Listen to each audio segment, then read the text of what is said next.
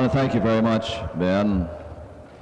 I might say that I just came from the noon luncheon where you gave me a free ticket to attend the program of the youth of Farmers Union, and I don't know how many of them there you might have as future congressmen, but I think what Ben just said to you is quite true about me. I started out in your organization in 1947 as the Secretary of Scotland Local in Day County, and much of my philosophy is hung up in Jim Patton and Ben Radcliffe and the people that have been leading your organization for a number of years.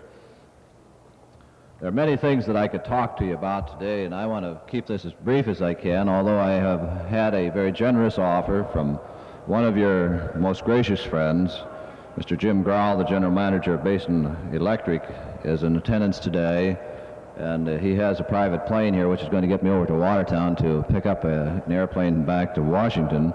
And I have to get back there because we're starting hearings tomorrow morning on the commodity exchange marketing program to see what in the world we can do in trying to keep these prices from jumping up and down at the rate that they have in the recent past. We don't believe that it just accidentally happens that way, and we're making inquiry into the commodities exchange marketing to see what can be done in the way of legislation to better control it. I want to address myself just a moment at the outset here to some real problems that exist in the upper Midwestern states. I might say that I have experienced some success as a relatively young congressman in tenure as your representative in Washington, not only for rural electric people, but for people engaged in the industry of agriculture. I think in 1973 we can look back with a certain amount of sense of satisfaction as far as our accomplishments are concerned, that we have seen farmers do reasonably well for a change. And in fact, farmers have almost got to the point where they're apologizing because they finally and at long last got some decent prices. I don't think that should be the case at all. I think you're 20 years behind in getting anywhere near equal to the other segments of the total economy, and because you did almost reach it in 1973, everybody else becomes somewhat excited. It's true that this change did come about rather rapidly. I might say that it did so not because of anything that the administration or the Congress did significantly in 1973 or the immediately prior years. There was a condition around us that made these things possible, where there have been substantial crop failures in the world, and the world market has outpaced the domestic market. And what we're worried mostly about in the Congress is that the administration overreacts to some of the things around us and comes along with an embargo or some other stupid thing that will slow down the progress that we've been able to pick up in the competitive world market. It isn't any secret that the conditions around the world are very bad. I stood with naked children in South America that knew not the taste of candy, but begged for bread. It has been my privilege to have traveled in Asia with the Speaker of the House, Carl Albert, and Bob Pogue, the chairman of our committee, 2 years ago, when I saw a rat ration diet for the people of the Republic of the Philippines. In Asia, I saw, when I got off the airport in Seoul, Korea, a man that was plowing a rice paddy, wading around the mud up to his knees with a carabao on a wooden plow. We came in over with a modern jet airplane, landed at a modern airport, and got into an air-conditioned bus to go downtown into Seoul, Korea, where they're building a subway to transport people in Seoul, Korea, where 200 years later, after our government got started, we're still building a subway in Washington. We have a confused culture in Asia where we have exported our know-how and technology on top of a very primitive culture where the people work, a farmer over there works all year long with his family helping him and produces about 80% of what he needs to eat. He's 20% short at the end of the year, contrasted with the productivity of the American farmer, which now can produce enough for himself and about 50 other people. Now, this is significant when you take into consideration that the population of the world has exploded to the point where 6 of the 9 nations of the European Common Market, which I studied during August of this year, are food deficit countries. In other words, they are countries that can't produce enough food to feed themselves. This is true in West Germany, notwithstanding that it is a highly industrialized, affluent nation at the present time. But there are 60 million people in West Germany, which is a geographical territory about the size of Oregon. 60 million people. And they cannot produce, as industrious as they are, they don't have the resources to produce the quantity and quality of food sufficient to feed 60 million people. Where unemployment is less than 0.5%, where they have imported 2.5 million foreigners to meet the job market demand in West Germany in the highly industrialized society, they still cannot produce enough food because they don't have the land and the resources to do it. It's that simple. Now you can go on over into Africa and Asia. I've been in the Arab states. I was in Kuwait last November, almost a year ago, where only last week they met to decide how much oil we're going to get in the future. And you worry about defense and what appropriations we're putting into defense. I can say to you of personal knowledge that the Russians have us 6-1 on submarines that surround the Arab states. I can say to you that the situation is not at all good there now. It doesn't mean that we don't have the resources in America to generate the kind of energy that we need in the future. Quite frankly, there's enough coal near the surface of the ground in America to run this country for 200 years on energy, if we want to go after it and do it. And that's what we're trying to do in Basin Electric, and we're getting into land use studies, and we're getting into environmental impact studies. We're going to get into some of these things that are going to slow down the capacity to develop in the event that we cannot import from the Arab states. And these are some of the things, and they've got enough deposits of oil and petroleum goods in the Arab states to run the world for 76 years. We happen to have enough in the United States, if you want to know the truth about it, to run this nation for 12 years without the northern slope. And I submit that it's totally impossible for us to run out in 6 months. And every single one of you are old enough and got power enough of reason to know that we're not out of gas in America, that something else has happened. And we can get into all of these kind of things, and we've had hearings on them. We've just finished our hearings on fertilizer. Let me tell you what's happened in the area of fertilizer, if some of you are having trouble getting that. We've finished our hearings on it, and I think you could conclude reasonably from all of the evidence that we heard in the hearings that it's the policies of government that have caused the shortage of fertilizer. At a time when they put domestic freezes on domestic retail market outlets in America, they forgot to put the same thing on exports. So all of the fertilizer that was produced in this country was exported. It went into the world market at almost twice the price, at least from a third to the half more than what you were getting in the domestic market. And consequently, you wind up as a result of this kind of policy and this kind of administration of government affairs with a shortage, and a demand exceeds the supply, and you can't buy it at any price. Now, the same thing has happened in the petroleum industry. I only submit to you that when you went into the voluntary allocation on petroleum, you gave the majors in this country an absolute license to eliminate their competition. That's what voluntary allocation meant to the people that controlled the major industries of petroleum in this country. And there were three things they wanted to accomplish. One was they wanted to put down the environmentalists so they could get the Alaskan pipeline. One was they wanted to kill the tax legislation that was in progress in the Congress and before the Committee on Ways and Means. So these fellows that go around talking about plugging tax loopholes wouldn't have any argument when you can't get gas, that they're going to have to get more tax write-offs in order to bring it up out of the ground. And the third thing was they wanted to get the environmentalists out, they wanted to eliminate their competition, and the third thing they had to do was to raise the price of gas, and they're going to accomplish all three of them just by shutting the gas off for a while. The American people are going to demand that these things all happen. They eliminate their competition, they got their Alaskan pipeline, they killed the tax legislation, and they're going to raise the prices on you. And when they get the price up there, you get your gas back. The same thing now is going to happen in the fertilizer business. Now, there's another matter that I'm very concerned about, and I'm not going to talk about the agricultural program. I talked to you about in the last 2 years that I've appeared before you. You know what my agricultural program was. I'm hopeful that most of you know what kind of an agricultural program we passed this year. And quite frankly say to you that it's not the program that I advocated. It's much of what I advocated. You don't get everything that you want. If there's any lesson for anybody to learn as far as legislation is concerned, whether it's in Pierre or in Washington, that no one single man has any monopoly upon the wisdom or the problems nor the solutions, and certainly not upon the glory for the effecting of any legislation of a national level. It's not possible for one man to pass legislation. It is possible in our system for one man to kill legislation. It's much easier to kill legislation than it is to perfect it. We did accomplish these things. We are this month getting some rules and regulations that should filter down to the county offices of the FHA and the Rural Development Act, which we passed on August 16, 1972. We did revise and update a new system of financing for rural electrics. We did pass this year, and it was signed by the President, a new agricultural program, which is better than any agricultural program that we've ever had in the United States of America, but it's not the best. You people are most concerned about corporations.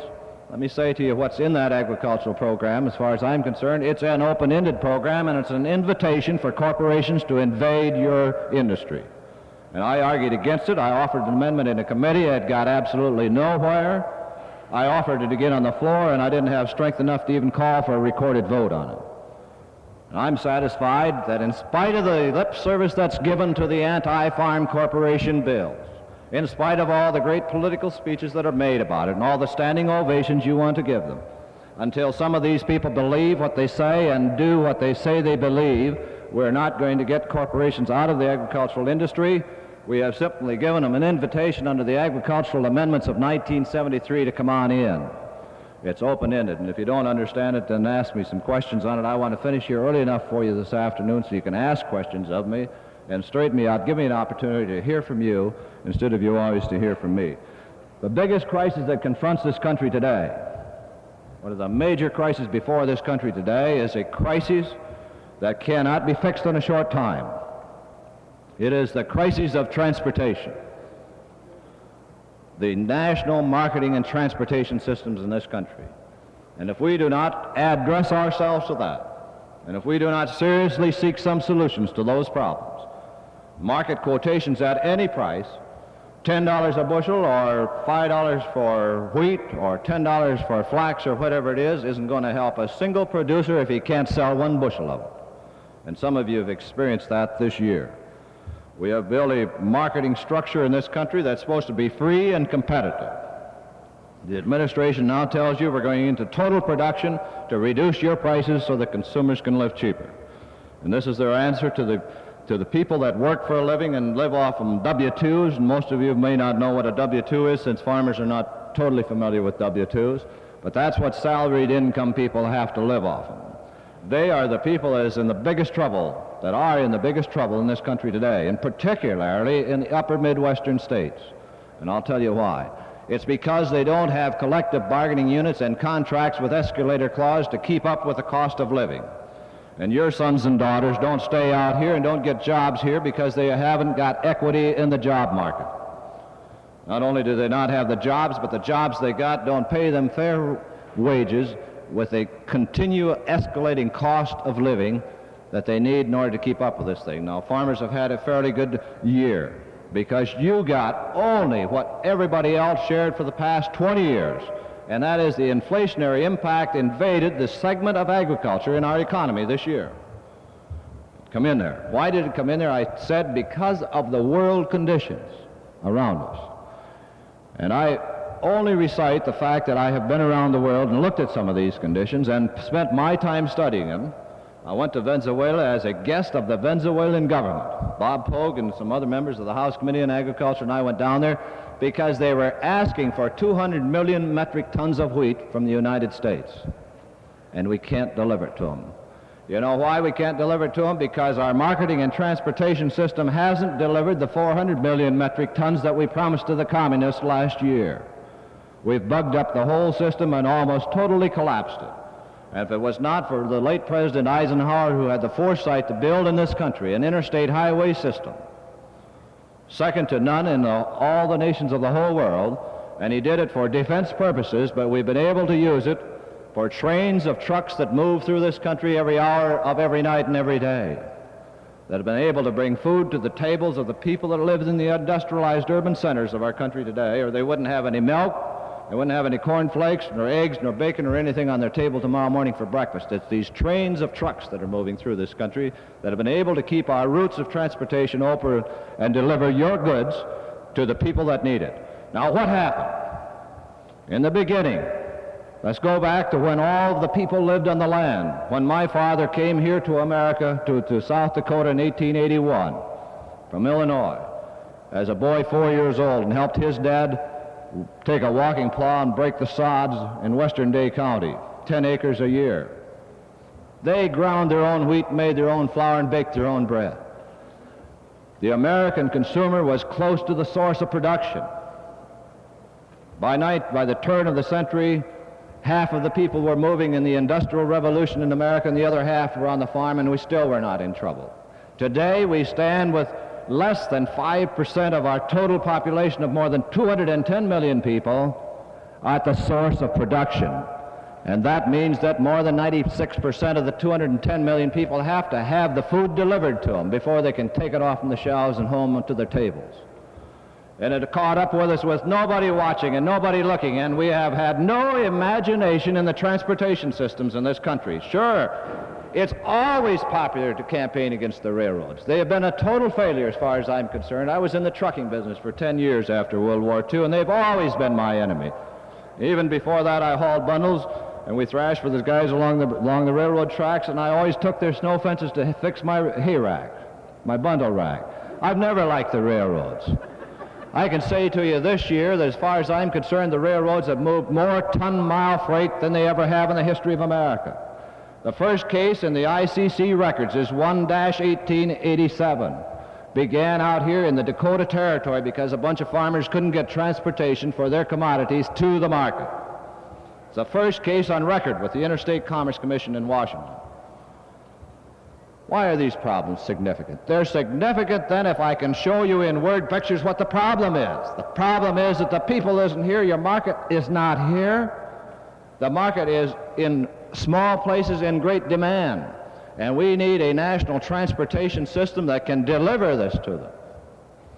We need to take a look at the total transportation system, the railroads, the air, the water, and the trucks, the motor freight movement.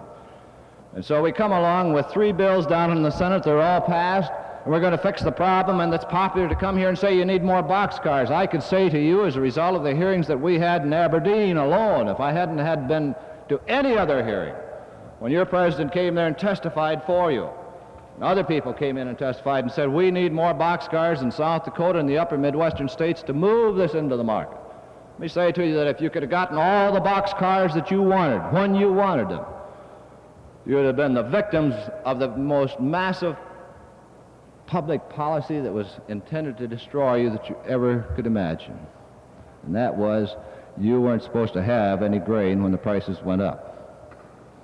But because you couldn't deliver it, because the railroads innocently couldn't deliver it, some of you still had some grain when prices went up. But if you could have gotten it all out during May and June, it had all been in the speculators' hands when the prices went up. It was all called in. You got your orders early enough. And ignorant or not, we happened to be saved because we had a transportation system that couldn't deliver it. Now, if you got all the boxcars that everybody wanted, I don't know of a single elevator in my district that hasn't called me and asked for more boxcars. They need them every week, every day. If you got every one of those filled, there would be no place to go with it. GTA couldn't take it all. Minneapolis, Duluth couldn't take it all. Houston couldn't take it all. So then you would get a terminal embargo. They'd say, we can't take any more boxcars. I'm trying to point out to you the problem is not only transportation, it's marketing. And then if you got the terminal that could really run it through the pipes, we haven't got the saltwater vessels to deliver it to the point of demand in the world market. We're waiting for the ships to come in and reload. Why did it happen? It happened because one guy decided everything was going to be moved at once. 5 years of Commodity Credit Corporation stored grain was supposed to go to the market all at one time. And I've pleaded with him, begged with him, been reasonable with them, damned them, and done everything that I can think of to get them to listen to reason and say, look, why don't you call up that grain as fast as the domestic and foreign market system can handle it? No, we're going to call it all in. You know what his answer is? His answer is this, that those farmers are too dumb to move it if I don't put pressure on them. As long as they get their storage and the market's going up, they'll never take it to the market. We've got to keep the pressure on them or they're not going to move it out. As long as it's out there, it's a drug on the market. We've had 20 years of experience tell us we can't build prices with reserves. You're getting all kinds of arguments on these nice things. I'm simply reporting to you what the philosophy is back of the policy decision. That's what I'm saying to you. I want you to know that today we stand at the threshold of one of the greatest crises this country has ever known. We're bringing in millions of acres that haven't produced since the mid-30s. We've always been able to say that we got so many acres out of production. You had a problem in 1973, then wait till 1974. See where you're going to sell your grain. I don't care what the price quotation is. Just ask yourself, where are you going to sell it? And how are you going to get it there? There isn't a fellow that ever had a pig that knew it wasn't worth anything to him unless he had a wheelbarrow that he could take it to market with. You've got to be able to get it where the demand is in order to get the price. If you can't deliver it, it's worth nothing to you. I know fellows this year that have been unable to meet their farm payments on their land because they couldn't get their grain sold. I have a tenant who gave me a check a few days ago, and I'll hold it until he gets his grain sold. Cash renter. He can't sell his grain. Now, what good does a price quotation do him if he can't sell it? And if you can't sell it to take advantage of the market when the market price is right, and you exercise the highest business principles of management in selling it, the price is down, and then you can take a carload of it, fine, yeah. How did that help you? So I'm saying to you, it's a serious business in this country on this marketing and transportation system. I spent all of my time in August studying it, not here at home, but around the world.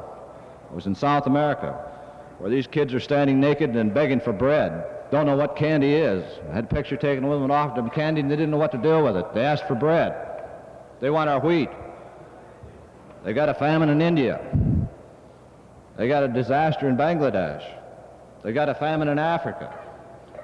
And will the Department of Agriculture or this government level with you and tell you what the conditions are around here? Or are they going to just let the speculators play with this thing and take as much of your grain as they can at any given time and then raise the price and take advantage of the world market? What I can only say to you is the conditions around here. I'm not so naive, not so stupid that I'm going to come here and say, well, wheat's going to be $6 a bushel in February. I did come back from around the world and went with Pogue and the other members of the Committee of Agriculture last fall and gave a speech in Beersford. And Stan Jensen said, I remember the night you said it, Frank. I couldn't believe it. We were trying to get 70 cents for corn, and you stood there and said it'd be $2 before we harvested again. He said, I couldn't believe it, but it's true. I'm not going to tell you what your prices are going to be next year, next February, or next June, or next July. I'm going to tell you that they're going to be steady to strong unless you get stupid government policy decisions that drive them down. Every effort's being made to keep these prices down because that's the answer to the people that work hours and days and weeks and months and years for a living. The answer of the administration to them is, and the reason we vetoed the minimum wage increase, is that we're going to bring prices down to you. Now, isn't that a nice way to fix things? They take it away from you and tell these people you're going to bring them down. I've noticed that the beef prices went down all right to the producers here recently, but I haven't noticed them go down to the consumers in Washington, D.C. Maybe they have out here, but I haven't noticed it down there. Now, it just doesn't happen that fast.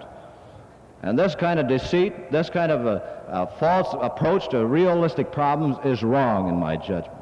So I come today to alert you. I haven't the time now. I want to reserve sometimes for your questions and answers, but I want to say to you that I am really disturbed about the marketing and transportation system in America. If we don't address ourselves to it, if we don't try to solve it, I'm conducting hearings as soon as I get back to Washington. I'm supposed to be there at 10 o'clock in the morning to talk to the rural urban caucus people who are going to act as a forum. And I might say to you people, I'm sure most of you know the gentleman. I noticed that Jim McHale is coming here, the Secretary of Agriculture from Pennsylvania, is on your program. The real workhorse behind him is a fellow by the name of Jim Patton.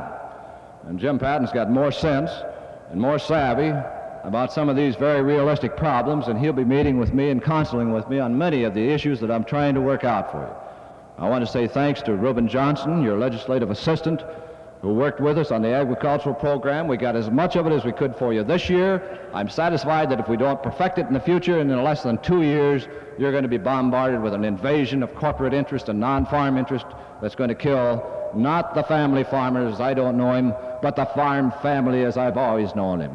The farm family won't be able to compete out there. And so today I want to urge you, I hope, Ben, that you and your associates, before you leave this convention, will at least establish a committee on marketing and transportation if you don't have one. I hope that you will give it your attention. I hope that you will urge us to come back and keep the on-farm storage programs that we've had in the past improving and keep the grain and the resources of this country close to the source of production, and we might look at the possibility of building massive, and if we're going to get input into it, not more boxcars, free boxcars for railroads, but more warehouse storages at the regional level for the producers, for the people, not necessarily for the railroad companies. I think what we've got to do is get a continuity of delivery, massive regional warehouse structures. I don't care whether they're at the hub city in Aberdeen or the Sioux City of Iowa, but where farmers can go in one day and make a delivery, and that they can lease space in this massive warehousing project like a condominium.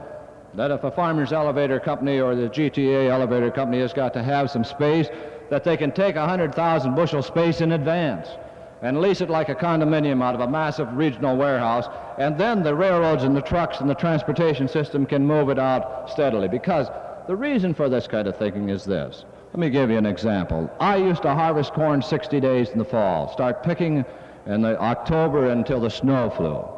Today, the average farmer is through in 6 days, not only with the picking, but the shelling, and he wants it dried and delivered, or binned and stored.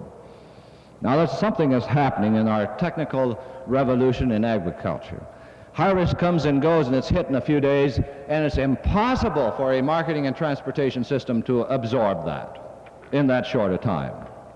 You don't crib the corn. You don't pick it 1 year at a time. My corn, I picked so slow it dried out from the time I got it out of the husk till I got it in the wagon. I aired it one cob at a time. It isn't that way anymore. You come down there with a 4-road job, in 6 days that corn is all in the market, or it's got to be in warehousing. It's that way.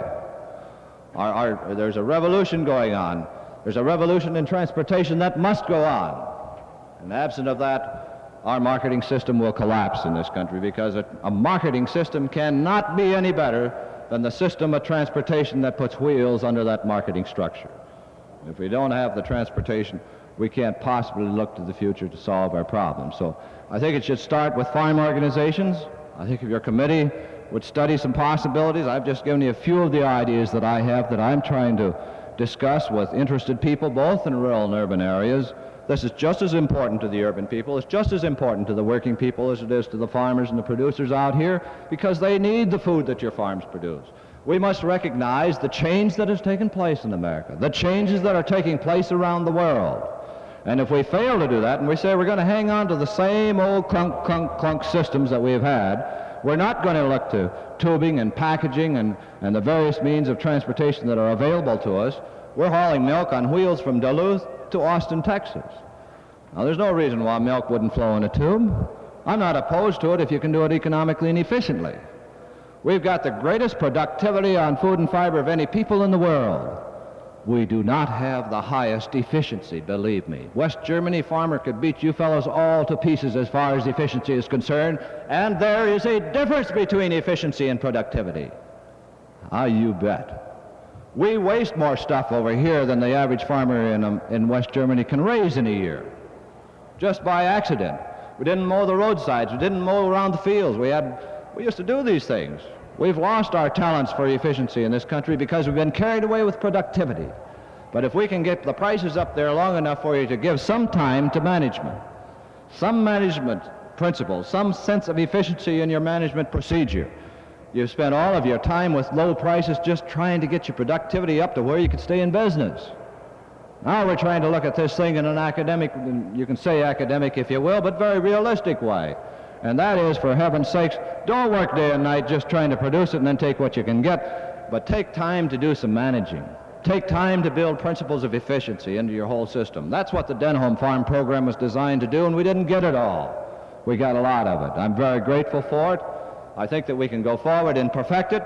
If we don't, we won't save the farm family, but we'll build a great industry of agriculture, and there's a lot of difference. I find my chairman, Bob Pogue, and these guys that like to have their lease and sale agreements for the cotton growers really don't care so much about the individual farmer. It's all right to talk about him in political years. We're concerned about the industry of agriculture, the ability of the industry to feed the American people and meet the demand of the world. You fellows have to shift by yourself. I heard Cy Carpenter up here just before lunch talking about why don't you use the tools you've got. Every one of you got them in your pocket. You got them in your old kit bag. You don't apply the tools to the right things at the right times, and I couldn't agree with Cy more than that. He's right on. You've got your own cooperatives, got your own organizations, get your own committees, and bring your committee to the Congress and sit down. We need your help. I'm perfectly willing to help you. I hope that I've demonstrated that to you, but I have never got so rich of mind that I don't need your help to formulate these policies and decisions. And with that, I want to say I'll stop here, Ben, and see if there's any questions that I could possibly answer. But if you are not, I want to thank you very much for inviting me back, Ben. It's always good to be home with friends. Congressman in Washington that's conscious of the real crisis that's facing us. That's transportation. It's haunted us all summer, us farmers, how to get this grain on the market. We haven't got cars, and the rails are going to pieces. They're tearing up a railroad down here by Howard and Woonsocket. I don't know where it's going. They're selling the ties, and I suppose the steel is exported to Russia along with the wheat. This year, the railroads have only taken care of less than 10% of our needs. That was established at the Sioux Falls Conference. 10% of our needs. I believe that maybe the congressman could give us some light on what I think this problem will, while the State Department of Transportation is doing something, I think the problem will land in Congress, and maybe Congressman Denholm could give us some idea of what's being done there. If there is some legislation pending or proposed to rehabilitate the railroads, and what we can do to give support to this. Okay.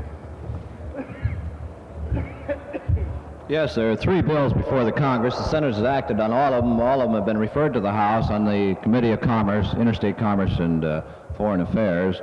In addition to that, we did have the Surface Transportation Act that was introduced in the 92nd Congress, and as all of you know, and I know Emil knows, it has to be reintroduced. If it's not enacted within that Congress, it dies. And so it was introduced again this year, the Surface Transportation Act.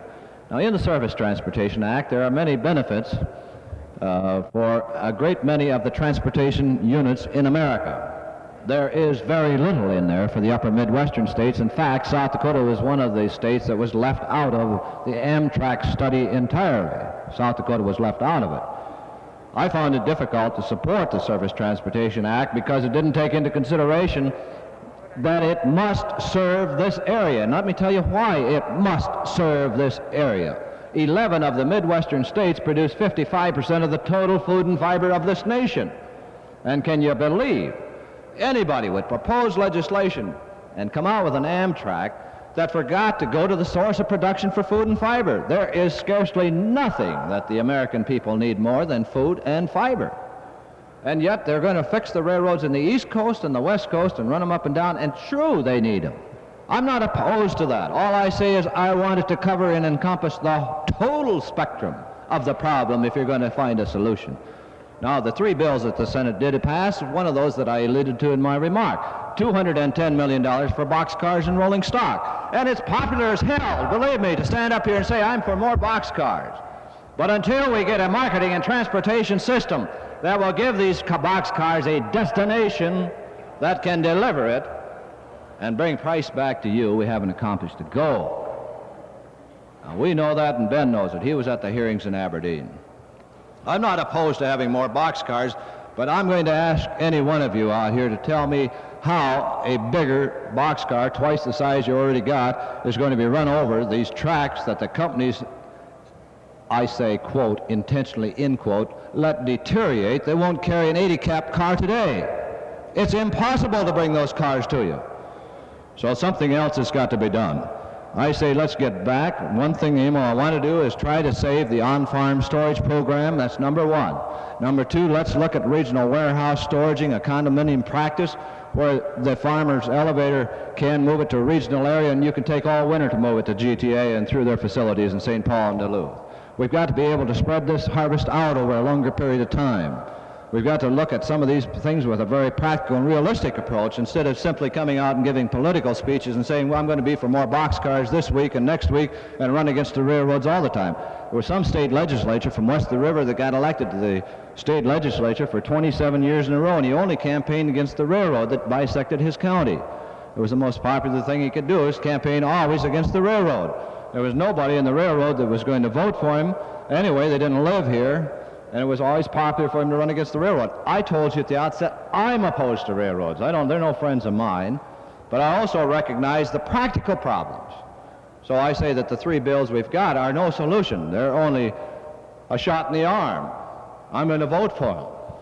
I want to get more boxcars too, but I want to be sure that the farmers and the producers have got some place to go with those boxcars, and that is to develop even greater export terminals than what we have. Now, GTA has done a tremendous job in the grain market. They've done a good job. They still got a long ways to go, and I don't have to tell Emil that. He knows more about that than I do by a long shot. But there's some of these other guys around here that are beating them yet. You know, I could give you some names of them. And when you got more than 10,000 cars backed up in Houston and it takes 40 days to get a turnaround from here to Houston and back, you got problems at your export terminals. And you start getting embargoes on there as to how much more cars they can receive. So more boxcars, I'm saying to you, is not the sole solution. I think we've got room for motor traffic in this thing, motor carriers. We got to look at our regulatory agencies. I've been heard to say before hearings that the ICC and state regulatory agents, and I think my friend Jack is still here in the audience, although I can't see him, have become an impediment to the public interest. Not Jack, but the agency. Look at its history over the years. I was in the trucking business. I operated at 30% of efficiency at a trucking business. Now let me tell you why. You think Denholm was very inefficient? No, I knew exactly what I was doing all the time, and I knew exactly why I sold it. 30% efficiency isn't good enough. That's about what farmers do here. You've got to do better than that. The reason was that under the regulatory agencies, the ICC and the state regulatory PUC, I drove from my farms up in Day County to St. Paul and Sioux City and Chicago, loaded and back empty. That's 50% efficiency right there. The rest of the time you have to have some time off while you're trying to get a load together, trying to make out your logs, trying to keep your records, and trying to get the truck serviced. I lost another 10 or 15% there. When it was all said and done, I had a truck that was operating about a 30% efficiency, but I paid my license plates, my road tax by the year. I ain't dumb enough to stay in that business more than about 10 years. That's all you can stand of it. Some of you farmers have been out here for a lifetime doing that. And that's what I say, that you've got to take time to figure out what your management principles are once in a while. Now, I haven't answered all your questions, but I can get really bound up on this transportation thing, and I want to thank you all. It's 2:15. I told the fellow I'd be at the airport here at 2:30 for a private plane to Watertown, and I think I maybe could take one more question. I don't want to cut anybody short. What did we get for the wheat we sold to Russia? We have cash customers in South America. What did we get on our credit sales to Russia? How much a bushel? You really know how to get to me, don't you, Emo? We got $1.63 FOB Gulf Port, USA. And these guys around here are shrewd enough to believe that that really is what set the chain reaction off for farmers to get higher prices. Nothing more amusing to me. That's sheer nonsense. If the USDA would have just told the people the truth, the prices were going up whether they had that contract or not. We're still tied to that contract trying to fulfill it. All the dumbest things you ever seen. The Russians, the communists, made billions of dollars on us. Didn't do much for the farmers. I have a question here ahead of you, Eddie, and I'll get back to you. Yeah, I was going to ask you, Mr. Congressman Denholm, do you have any idea what Congress is going to do about this fertilizer? Are they going to just release the prices or take the lift off? I don't know if you'd like it or not, but I introduced legislation with Jerry Litton from Missouri last week to eliminate fertilizer from the control of the Freeze Board and the Cost of Living Council. And this week, I introduced legislation to take all agricultural products out, plus gasoline, petroleum products, and fertilizer. How about the imports from fertilizer? Are they going to stop some of that, or are they going to let it We aren't go? getting any imports on fertilizer. We're exporting. Well, exporting. We can't. Exporting, rather. We can't get into export controls on that unless we want to subject ourselves to export controls on our produce. I don't care about the exports. I just think that as long as you can get a pretty good price for wheat, we can pay a little more for fertilizer. You got to have it. Now, I don't like to see you pay anymore, but I think you're going to have to meet the world market, or exports will continue. You're up against that competition. If you go to export embargo on it, they'll thrust down our throat an embargo upon what we want to sell, and that's wheat and our feed grains and other things. Yes. I guess I had a question from Eddie. Would you yield to Eddie, please?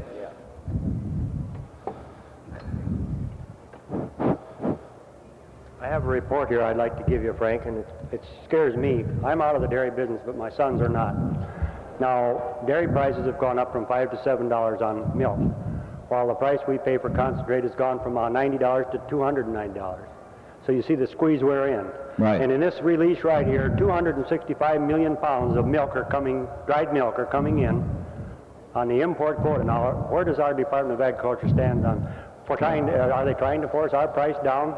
I heard Campbell speak at the American Dairy Association last week. He said he was against imports and exports.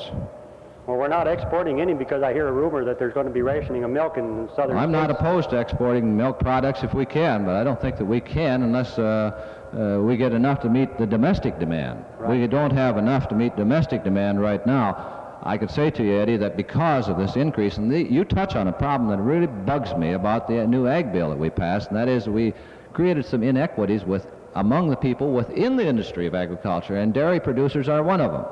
We pegged the price on corn and wheat and feed grains. That's fine, but we only got 80% for milk. Right. 80% isn't too bad in relationship to that, but what do we got for the pork producer? What do we got for the poultry producer, the egg grower? He's got no assurance of getting anything, notwithstanding the fact that the price might tend to stay up fairly high because of our pegged prices for feed grains, corn, and wheat, particularly cotton. Now, it doesn't necessarily have to. If we produce enough, we can force that price down so that he gets in there, but there's a real hard argument in that area. And what happened in the northeastern states this year was they sold 145,000 dairy cows and slaughtered them in the first 5 months of 1973 because they couldn't afford to buy that feed for them, that commercial feed. They couldn't we've got a little advantage out here because we're close to the source of production. You guys can still grow a lot of your feed. You do buy supplements, you do buy commercial, I know that. But you are much closer to the source of your feed in the area of production of milk than they are in the northeastern states. So what happened is they just sold 145,000 dairy cows and slaughtered them. Market price was good, and the farmer said, I can't put this feed into these high-priced cows. He sold them for slaughter, and you don't get any milk from them this winter for the kids. They're dead. Last year, we only had 111,000 dairy cows slaughtered for the same period of time.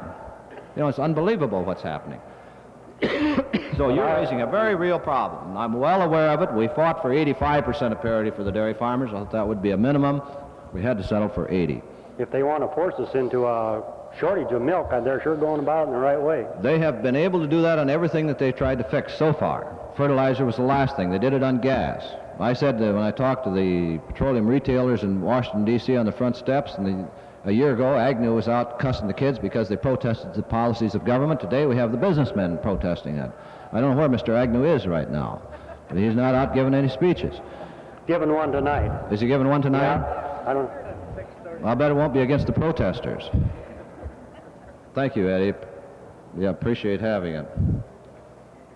Yeah. Let's catch this one, and I think I better go all right after this one. Well, Congressman, I had Your questions are not too long. It's my answers that are too long. two questions. Maybe you can answer them briefly. First of all, what do you think are the prospects of export controls on agricultural products as far as maybe feed grains and wheat? And secondly, what is your suggestions for the improvement of the farm bill that we passed this year? Yeah. I know I haven't got time to answer the second one, but let me try to answer the first one. The only thing that worries me about the answer to your first question, I think, I might restate it here. I think if I understood it correctly, you said, what is the expectation for export embargoes on agricultural commodities in the future? The Secretary of Agriculture, Mr. Butts, is opposed to it. He has said that he will not stand for it, and that worries me. Everything that he's taken that adamant position on usually comes about. Hasn't the House passed some recommendation or something on that? No. There is pressure from the consumer groups to put some export limitations on. But I might say that we have been very fortunate in the House side, and I can't speak for the Senate, to have a reasonably good understanding with consumer groups because we've been able to work through organized labor on that, and they have done a tremendous job in holding this thing together for the benefit of agriculture. But I don't know whether they can continue to do it, whether the pressure gets too great. I hope that we don't, this is what I say, unless we run into some stupid administrative policies that force prices down, the outlook for agriculture has never been more favorable, as on a short-run basis, because the world demand is great. Now, the second part of the question is, what do I recommend that you do? I don't care if you put a limit on it, $100,000 a farm family, put some limit on that thing. As long as it's wide open, you're going to get more and more competition against the interest of the independent farm family. I asked for $30,000, you know, a base. Some kind of a base plan that is oriented to farm families. You'll see neighbor eat up neighbor out here. You might even see Denholm back farming next year. It depends on how the election turns out. Thank you all very much. Good to be with you. And my report this afternoon will be relatively brief, although there are some things that we need to touch on as far as the housekeeping of the organization is concerned. But then later on this evening, Tony Deschamps will be here, and Tony and I will be on this platform, and I'll have a more extended report at that time. Well, this has been a good year for the South Dakota Farmers Union from the standpoint of membership. We have increased our membership this year, and in fact we have 34 counties that have shown an increase in each of those counties. And tonight we're going to be honoring county presidents for getting that job done. We have a comfortable operating statement, as Lee Swenson will reveal to you when he gets up here later, and you have the operating statement in the program.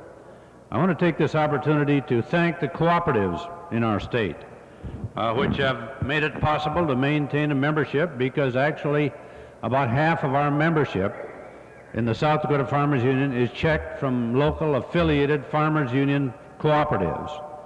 And without that checkoff, you know what our problems would be. And so I want to thank the cooperatives and all people related with the cooperative movement for that cooperation with us, as well as the fact that they do pay educational funds to us. We certainly look forward to continued cooperation from our cooperatives, and we have some plans to work even harder to help them and to get better cooperation with them. Now, this increase in membership that I spoke of, it seems to me is particularly important and particularly difficult in view of the fact that, as you know, in South Dakota, we lose annually about 1,000 farms every year. Last night, John Wiefelt was talking about the loss nationally. In South Dakota, we lose about 1,000 every year, and we will again this year, I presume, although the loss may be shortened up a little this year because of prices. But just think what 1,000 farms a year means. That means about the equivalent of one county. The average county in South Dakota has less than 1,000 farms in it. So if we lose 1,000 farms a year, we're losing the equivalent of a county a year. We spent some money this year on membership. We had some fly-ins. We had some extra field men working. And you'll notice from your operating statement that we did spend a lot more money this year on membership than we did last year. And this was necessary to maintain that membership and to show an increase. Now, there are new gimmicks and new ways to bring in membership. We're going to have a fly-in November in the West River area. Leroy Hardy will be coordinating that. But as a matter of fact, we still must rely on the down-the-road type of membership drive that all of you are so familiar with and get tired of. But if we're going to maintain this membership, we're going to have to do that. We had a very successful youth program this year with over 2,000 youth participating in either the camp or the youth study program. And we have camps, senior camps, district camps, and county camps that all of you are familiar with, and we hope that these can be enlarged and expanded on. One thing that we have really laid emphasis on this year that is different is a strong emphasis on young families, young farm families. And last summer we sent 5 young farm families to Bailey, Colorado, to a national young families camp. And just last night, some of you attended a young farmers banquet over in the Marvin Hewitt, where we had prepared for about 150 participants, and we ended up with about 250. A room jam full where we had to set up more tables to serve young farmers. And I'll tell you how we got in touch with these young farmers. Some of you helped. We wrote letters to every co-op manager in the state, to every insurance agent, and to all county presidents asking them to send us in the name of young farm families that we could invite to this banquet. We got nearly 500 names returned to us, and I signed 500 letters. Took me most of a day writing to these people, inviting them to come in. And they did.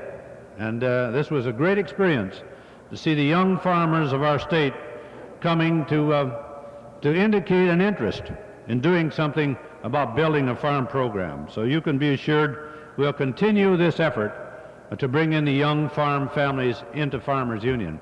Now, we're not the only one, that have had trouble involving young people in organizations. Whether it's the lodge or the church or any other group, they've had trouble getting this age group from 25 to 35 involved. We may not have all the answers, but we're beginning to get some of the answers of involving these young people, and we ask for your help.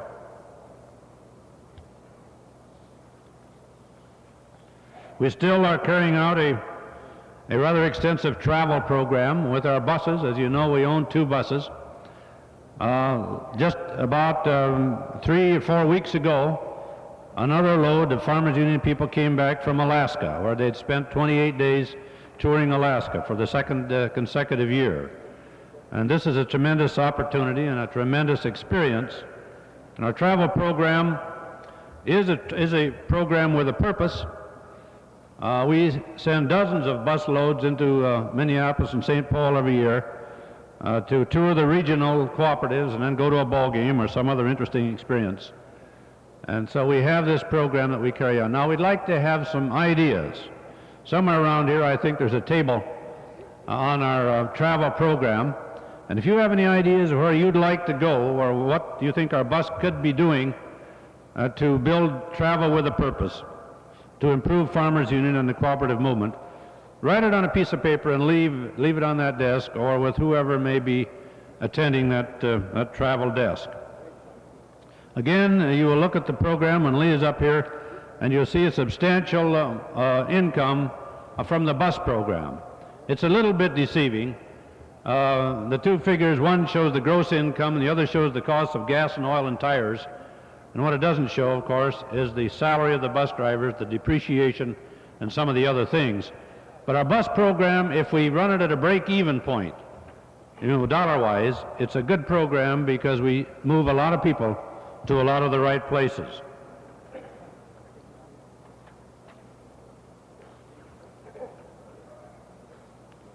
Well, there are a lot of issues that we could talk about, a lot of things that Farmers Union has been involved in over the past year, but there are too many of them to discuss this afternoon. I'll touch on some of them tonight. We've seen farm parity rise to 100% in August, only to see prices fall below parity again in September. Cattle producers especially have been dealt a hard blow, and this includes the dairymen. Those of you who feed cattle know that $40, and I guess it's only about $39 a hundred, is far from an adequate price considering corn at $2.25. That's a real disaster price, and the consumer may not know it, but you as cattle producers are aware of it. The fuel shortage has been nipping at the wheels of the farmer's tractor all spring and summer. Now that it appears that crop drying time is here, that propane will be a major problem. And farmers have been at the forefront, Farmers Union has been, in urging mandatory control of fuels. And just last week we were told that propane will be managed, and I think about the 1st of November all heating fuels will be under control. These are some of the problems I'd like to enlarge on this evening, but there's one problem facing the long-term future of South Dakota farmers that I want to expand on a little right here, and that's the matter of freight transportation, particularly rail transportation. Now, Congressman Denholm hit that hard, and I agree with him that it's one of the most serious problems, if not the most serious long-ranging problem that faces America today, rural America.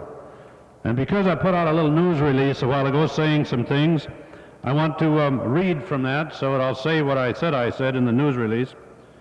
But this is a very serious problem that needs some far-sighted attention. We have consistently opposed the abandonment and deterioration of rail lines in our state. South Dakota has lost 540 miles of rail service just since 1965, over 500 miles. And it's obvious that unless something is done, hundreds more miles of track will be abandoned. Nationally, our country has lost 22,000 miles of rail service since 1950. Statistics apparently are not available on the number of miles of track now in use that require speed limits of 5 or 10 miles per hour. A railroad official has told the Farmers Union that there are 56 miles between Huron and Pierre, which is heavily used, is rated at 10-mile-an-hour track. The line from Huron, South Dakota to Oaks, North Dakota, another important route, is also a 10-mile-an-hour track with some at only 5 miles an hour.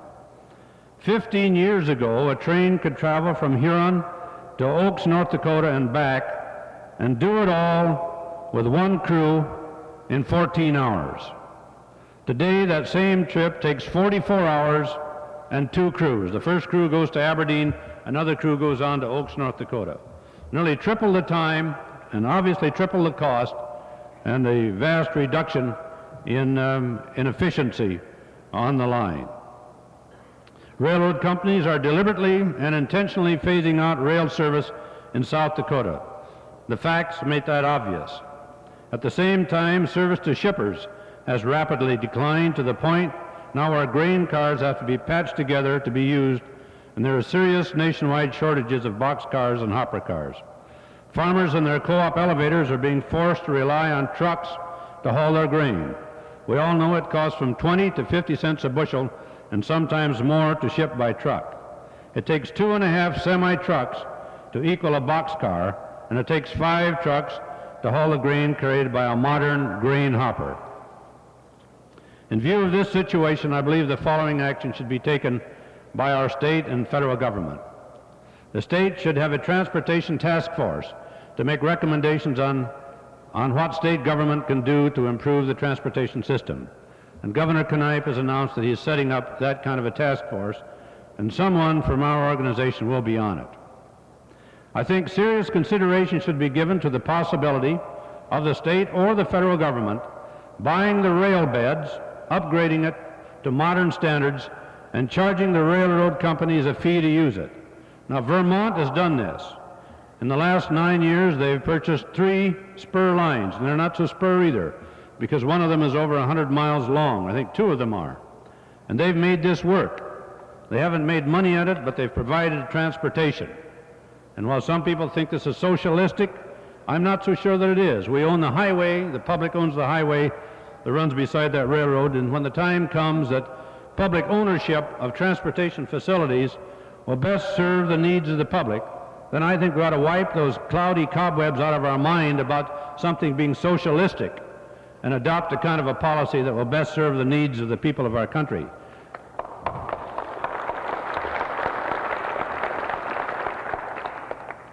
Further, our country needs a national transportation plan. At the present time, there is virtually no federal planning or coordination of our transportation industry. We need a national grain carpool to serve peak demand times. It's not too late to save the railroads, as we as a state and nation make it a priority. And that's what I'm calling for here today, and I was more than pleased that Frank Denholm, Congressman Denholm, hit that issue, because I'm convinced, my friends, that as we go down the road in the future, that rail transportation particularly is going to become more and more of a major problem, because what good is $5 wheat if the elevator won't take it, and by the time you can get it to market, it may be $2 or $3 wheat.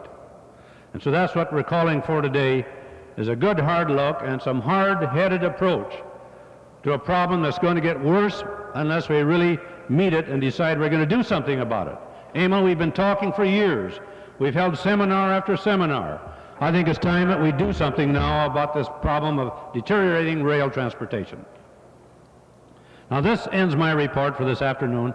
Tonight I'll have more to say to you, and so at this time, thank you for letting me be a part of your organization. Thank you, President Ben.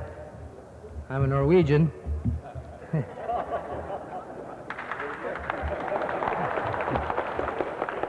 In fact, my grandfather's name was Ole Svensson. Yeah. and that's real. It's a pleasure to be able to report to you again this year on the financial situation of the South Dakota Farmers Union, which is your organization and which is your financial organization. But before I get into the audit report, which you have in your program, I would briefly like to discuss a few of the other progressive steps taking place in the South Dakota Farmers Union. Again this year, as Ben mentioned, we had an increase in membership. This is a proud thing for me to be able to be part of an organization that can say, again this year we have a membership increase. Not this year we have a membership increase, but again this year. Not too many organizations and not too many other states can even say, again this year we have a membership increase. But this membership increase comes from the hard work that you do as members of the South Dakota Farmers Union. The hard work that our insurance agents do as part of the South Dakota Farmers Union, and as part of our Senex and GTA cooperatives do as part of the South Dakota Farmers Union. All together, we make a very strong organization. One of the new progressive steps that will be very evident in the 1974 membership year is the purchase by the South Dakota Farmers Union of a new Burroughs bookkeeping machine that I would like to talk to you a little bit about today. This machine has a wide capability. It has a very new step in the membership area. Many of you have received, in fact all of you I believe, have received in the mail a questionnaire to fill out. Your name, your address, your telephone number, your age, or not your age, but your birth date, your type of farming operation, your size, many other different categories that we have requested. The reason we have done this is to be able to better serve you as members of the South Dakota Farmers Union. When these questionnaires are returned to the state office, the information that has been supplied on these will be placed on your membership ledger card. These are a new type card that will have all this information stored in a magnetic strip that will be on this card.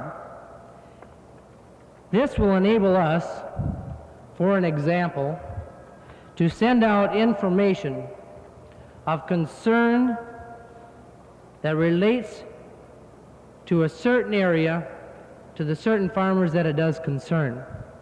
Such as if during the legislative session there's a hearing that concerns livestock producers, we can have a mailing sent out readily and accurately to livestock producers of our organization and get to the ones that that hearing or that legislation is going to concern. And this is one prime example of what this will enable us to do to better serve our members. Also, we will be able to provide counties with accurate and current delinquent listings or membership listings of their counties. These are just a few of the things that can be accomplished with the installation of this Burroughs bookkeeping machine. It's one of the most progressive steps that any state organization has taken in updating its membership services. And I think we as South Dakota Farmers Union members can be very proud of that step. And I think you're going to see many states following in the footsteps of the South Dakota Farmers Union in trying to provide this type of service to its members. Now I'd like to quickly move to the financial statement of the organization.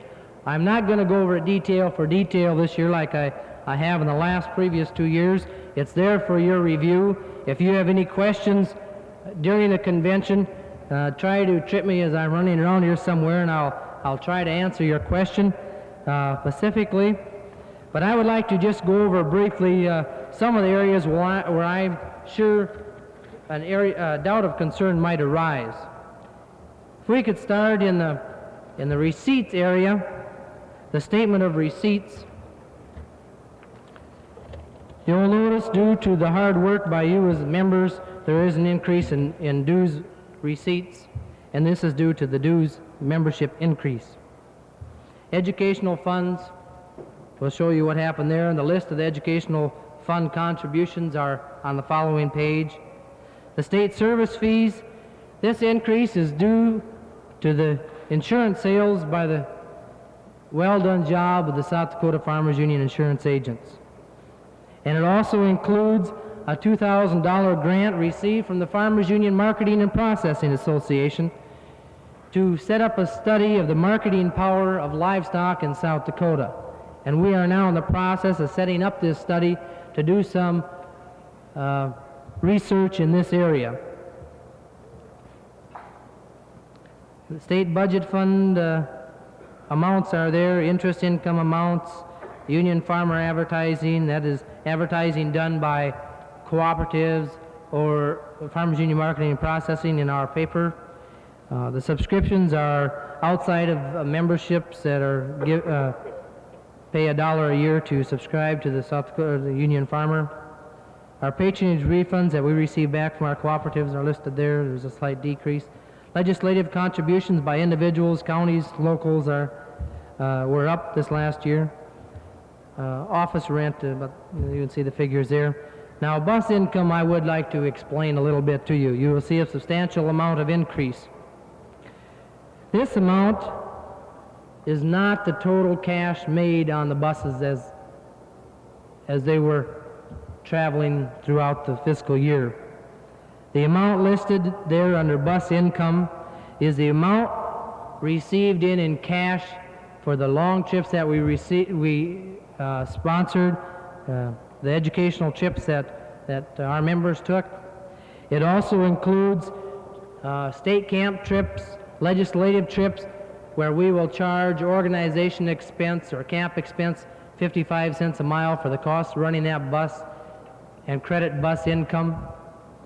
So if you want to come up with an actual figure of the amount of bus income, and I have done this for the 1973 fiscal year, you would take the total amount of cash contributions, you would subtract the total amount of salaries, the total amount of depreciation on the two buses, the total amount of insurance, the total amount of personal expense, the total amount of bus expense, and we break even. And that's no lie. We break even with the cost and the income that we have on the two buses with the South Dakota Farmers Union. And I can explain that in detail to you later for information if you would like. Great Plains allocation. Great Plains became part of GTA last year, and thus the separate allocations by Great Plains was discontinued, and as you will see in your program. Education Department merchandise is just sales of stuff to counties and locals needed. Other income is just miscellaneous type income of different categories. Reimbursed salaries is the amount we have received if we've hired a cook for some other person that is running our auditorium or such. We can now, we have a total receipts then, as you can see on the bottom of your page there, this year from dues and other of $302,688.08. And that's it's about $20,000 over last year. Now we can turn up a page to the front of the audit report to the statement of disbursements, or receipts and disbursements, but it covers the breakdown of disbursements. And as you will go down there, you will see just the general increases in salaries, slight increase in employees' travel, and there's no major questions I don't think will arise until we get down to organization expense. And as Ben mentioned in his report, we spent a substantial amount more in membership recruiting, and this is where it comes under organization expense. We had persons working on a per diem basis, working around the state in many of the counties, and I'm sure worked in many of your counties in helping recruit membership. And this is where they're paid the per diem out of, is organization expense. So that's a substantial amount of increase there. One correction I would like to make in the program is you will get down to employee group and retirement insurance. It should only say employee group insurance. It is not a retirement insurance. I don't know how that got in there. It's employees group insurance. This is just the insurance that the program sponsored. The employees pay for part of it, and the South Dakota Farmers Union pays for part of it, and this is the share paid by the South Dakota Farmers Union. This is just an employees group insurance. State convention expense is the same. I think the next question would arise down at legislative expense. The main increase in legislative expense amounts to, as many of you are aware of, and we did have one very successful bus trip to Pierre. We sent the bus in every Wednesday during the legislative session last year, and which was the long session, by the way, for one of the other reasons of the increase. But we charged legislative expense 55 cents a mile for every mile that bus went going into Pierre and returning. And so this amounted to 4 trips, and the amount of miles times 55 cents is a substantial part of that legislative expense increase. Of course, when it's charged against legislative expense increase, or expense that shows up under bus income, so it's just a paper money handling, but does credit the bus for the work it does and charges it against the proper account. So I think that's sort of explainable, especially if any of you went on the bus trip to Pierre. And we hope to have this arranged for next year and receive a greater participation in this type of bus program during our legislative session. Also, under pension plan expense, you will notice a substantial amount of increase. It's not really an increase. It's due to we were not involved in the program last year. We were in it from July and August for 2 months in the last fiscal year, where this fiscal year we were in it for the whole fiscal year, or 12 months. So that's the reason. What the thing is a pension retirement plan for the employees of the South Dakota Farmers Union. The other question may arise is under other expense. This increase is a bookkeeping procedure used in our 1973 fiscal year, in which we charged off depreciation losses on vehicles or equipment that was owned by the South Dakota Farmers Union and traded or sold, in which the amount of depreciation that we have a prorated amount so much per year, whatever was left has to be taken off the books at some time, and it was done this year. And that's the area of disbursements. Unless there's any question, we had a total disbursements of $287,232.41. Total net receipts in excess of disbursements of $15,455.67 for a very nice black figure for the South Dakota Farmers Union, and something I think we can be very proud of. If there's not, is there any questions on the financial situation of the South Dakota Farmers Union? One thing I would like to note also is underneath the statement of receipts and disbursement is your statement of net worth of the South Dakota Farmers Union. On August 31st of 1972, the balance was $291,234. We add the $15,000 that we had in net receipts this year to make a total net worth of the South Dakota Farmers Union of a black figure of $306,689.90. Something we can be very proud of in the South Dakota Farmers Union. If there's not any questions, that's all I have, and we'll move on with the program. Thank you very much.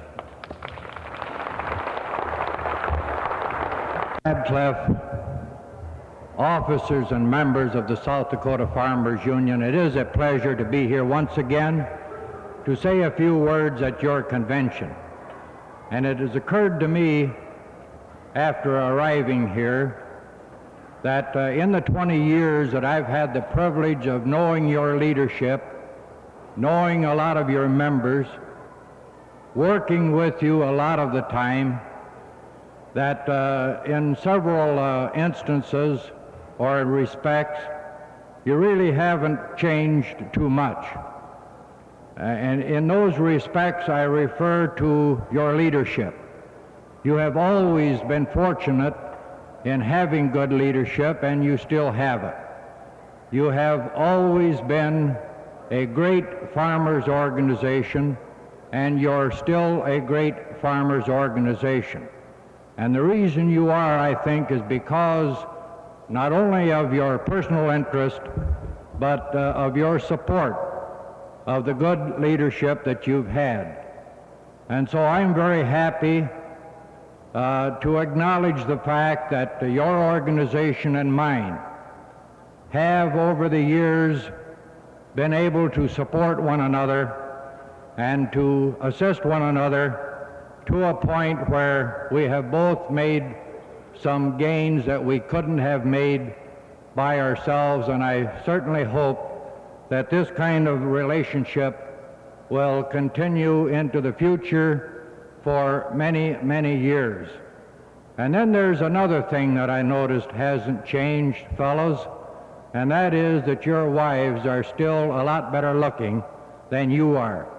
And I suppose it's too late for you to do anything about it, but nevertheless, that fact remains. Now, my appearance here really is threefold. The first one is that I do want to extend to you the warm greetings of the officers and the members of the South Dakota Federation of Labor, AFL-CIO. Number two, I want to talk very briefly on an issue of current interest to us, and one that we have asked you to give us whatever assistance you can on. And thirdly, it's going to be my privilege to introduce to you the principal labor speaker at this convention. I'm not going to talk about Watergate, the Watergate affair, because I think that's been pretty well talked out already, and you may hear more about it from someone else during this convention. I was in Washington in the early stage of the Watergate affair, however, and I was talking to one of the police officers in one of the Senate office buildings, and was talking to him about this situation, and he told me that there was a great deal of frustration in Washington at that time because prior to the last presidential election, they had all been given bumper stickers, and on the bumper stickers it said, Nixon's the man. And they wanted them to get all of those bumper stickers out that they could. Then the Watergate affair come along, and all of a sudden they got orders to go and get those bumper stickers back again.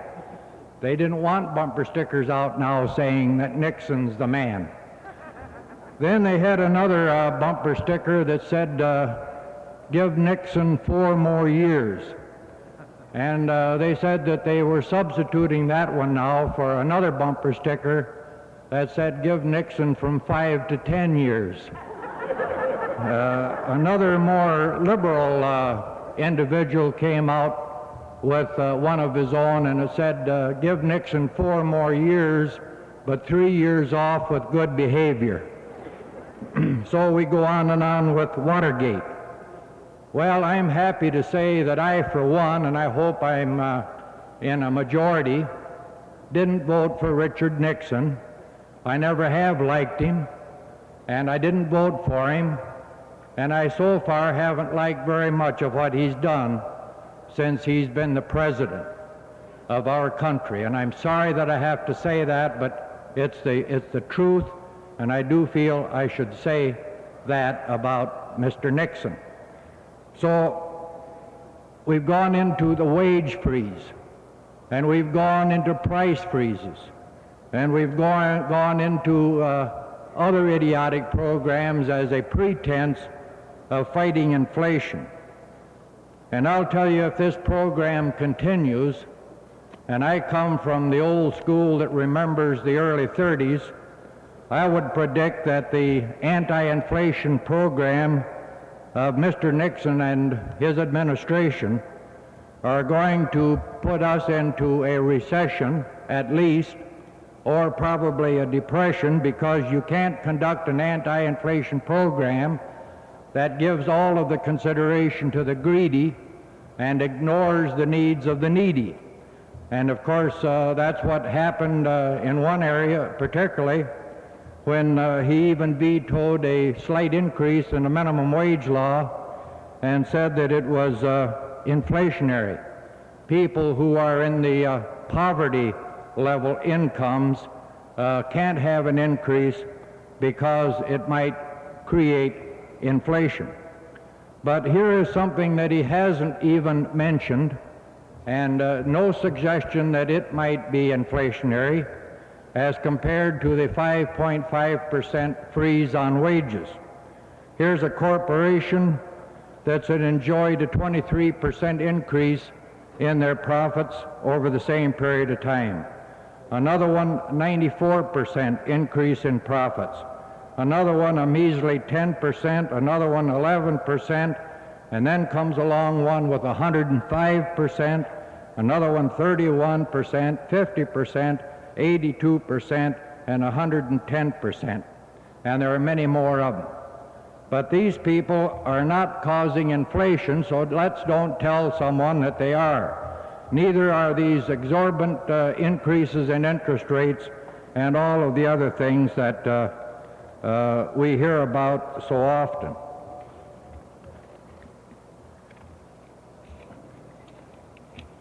Now, the current issue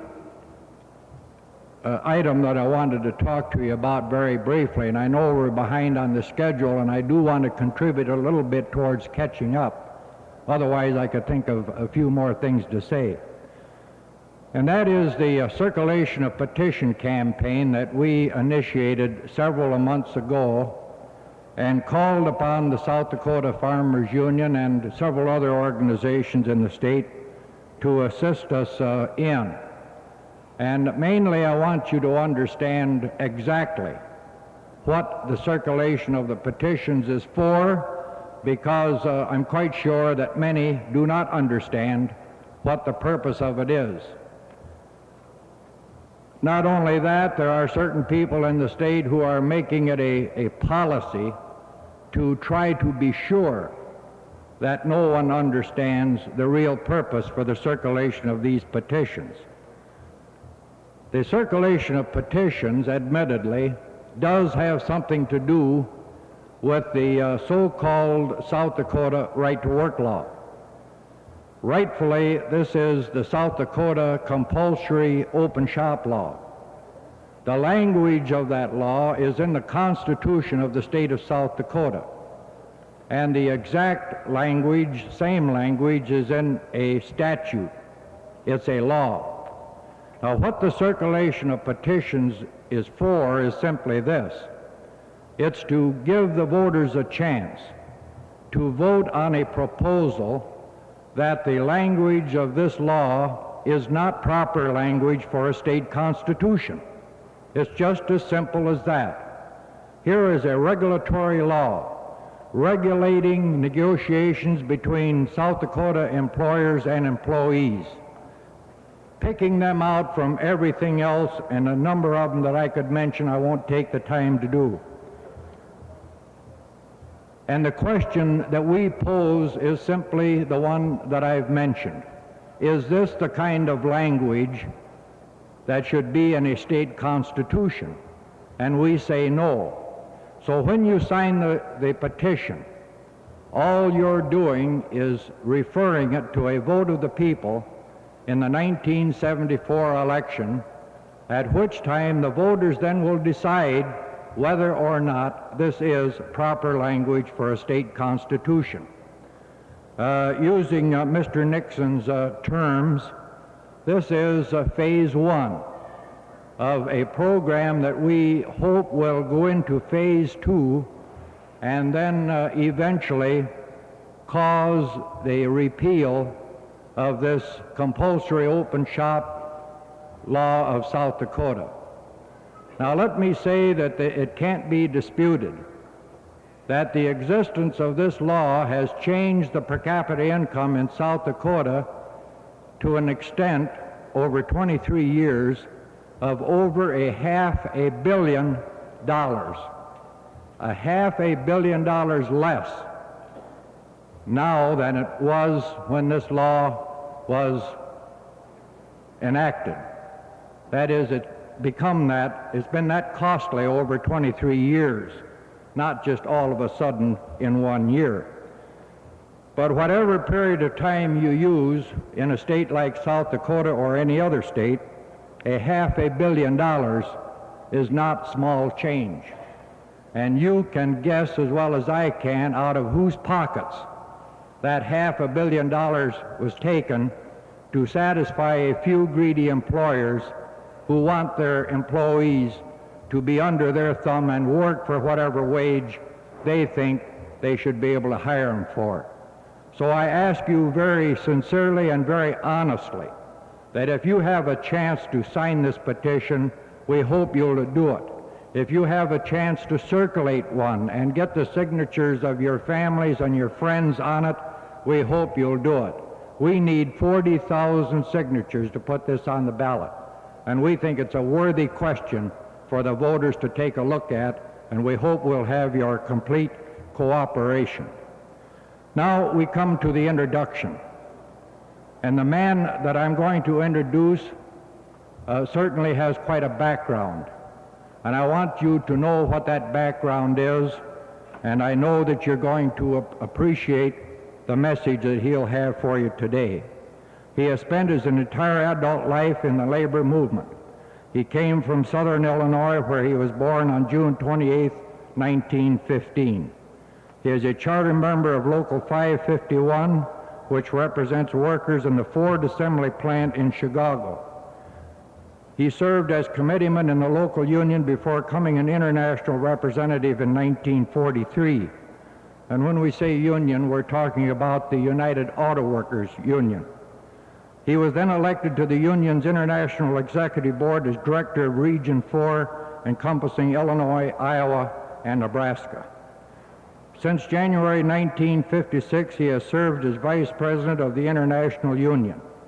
As an officer of the UAW, he is a director of the organizing department, the American Motors Department, the Agricultural Implement Department, Mack Truck, and White Motors departments.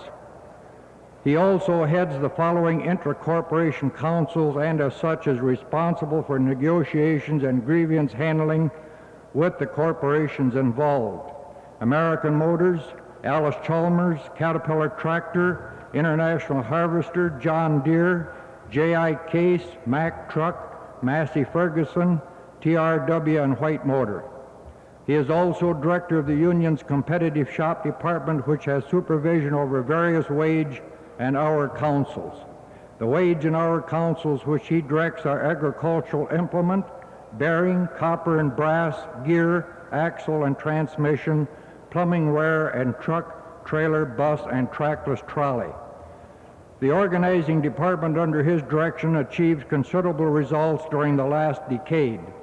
The organizers working in this department have added approximately 350,000 new members through successful drives in about 2,500 plants, including the addition of, in 1971, the National Cash Register's Dayton, Ohio bargaining unit of 9,500 employees, the largest single organizing victory in 20 years. Special attention also has been given the organizing of runaway competitive shops which threaten the job security and standards won in UAW organized plants. He is active in community events and serves on the board of the International Council on Alcoholism. He is co-chairman of the Council's Labor Management Committee. He spends a considerable time working with farmer organizations in farmer labor relations. He's also actively engaged in assisting in the organizing of the working poor. He serves from time to time as a member of public and private committees established to handle general, national, and community problems. And if that doesn't keep one man busy, I don't know what else you'd add to keep him busy.